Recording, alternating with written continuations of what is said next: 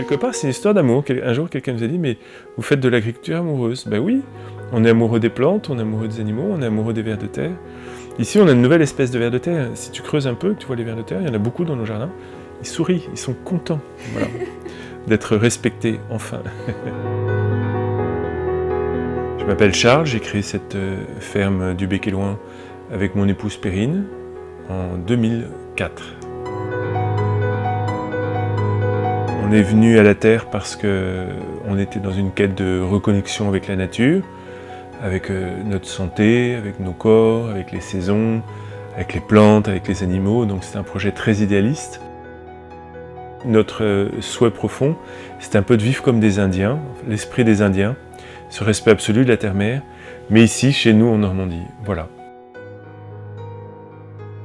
On aspirait avant tout à une autonomie alimentaire familiale, pouvoir produire par nous-mêmes des bonnes choses pour nourrir nos enfants, pour partager avec nos voisins. Et de fil en aiguille, on a décidé de faire de l'agriculture notre métier.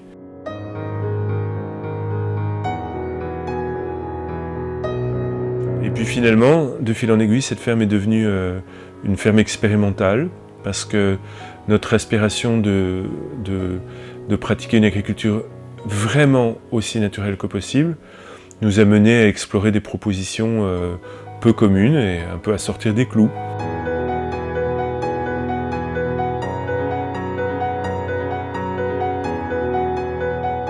On reprend des très anciennes techniques agricoles issues principalement des pays du Sud.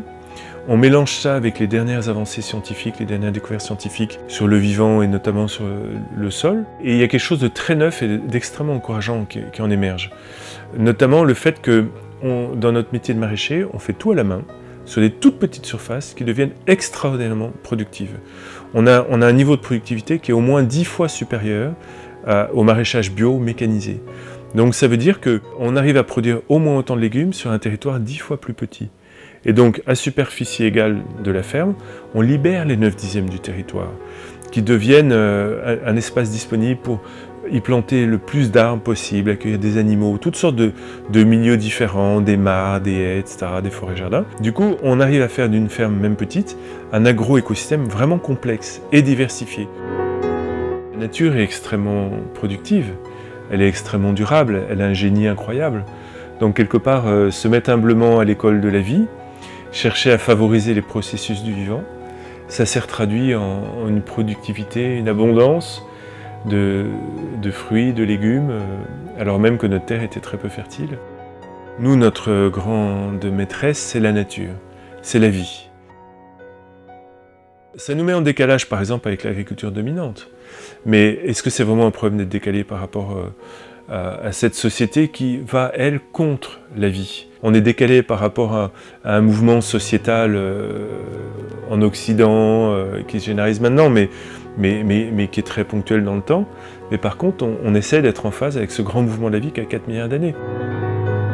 Au fond de nous-mêmes, on est conscient de la vitesse de dégradation de la planète, donc on met une énergie, on essaie de donner tout ce qu'on est en capacité de donner, parce qu'on sait que les jours sont comptés, les mois sont comptés, les années sont comptées, et que c'est vraiment maintenant qu'il faut réagir, et vite. On est dans une quête d'efficacité, et on est des rêveurs, mais on est aussi super pragmatique, parce qu'on sait que c'est un combat, et qu'il faut aller plus vite, il faut reconstruire plus vite qu'on ne détruit.